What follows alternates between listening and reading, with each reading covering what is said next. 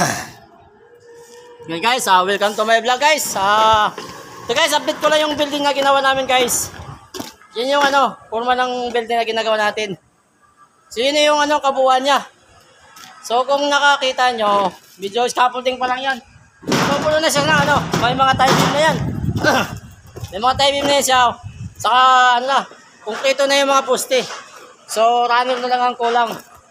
So ongoing tayo maghukay ng lupa sa pangalawang poste, pang gitnang poste na to sa sa taas na second floor na hukay ngayon. So yun, kung napansin niyo puro na yung bakal. Bakal na yun sa lahat.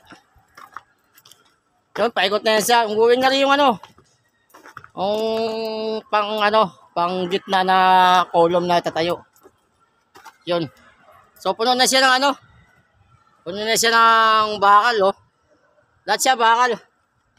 So, wala siyang tao ngayon kasi break time pa. Break time siya ngayon.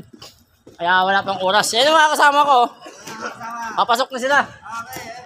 Ayan mga tropa ko, mga tropang wasalak. Ayan na guys. Yan sila, oh. Yan, papasok na yun sa kakatapos na ng break time. Yan, mga pogi. Mga pogi mga kasama ko. So, punta tayo sa ginagawa namin guys. Sa puting. Nagpuputing kasi kami kaya ongoing 29 kami. Magbuhos. Buhos kami sa 29 para next year ulit next year ulit yung gagawin namin. So mahaba pa to guys, hanggang 30 pa kami. At 30 pa daw ang So yun, kung nakita mo yan, yung lalim na yan yan yung namin ngayon, bubusan. Yun ang bubusan ngayon sa 30 o 29 ang buhos, ongoing to. So medyo malaki-laki itong yung lalim ito, yung haba ito. Medyo malaki-laki yung buhusan namin ngayon. So 6 na poste yung tinayo namin.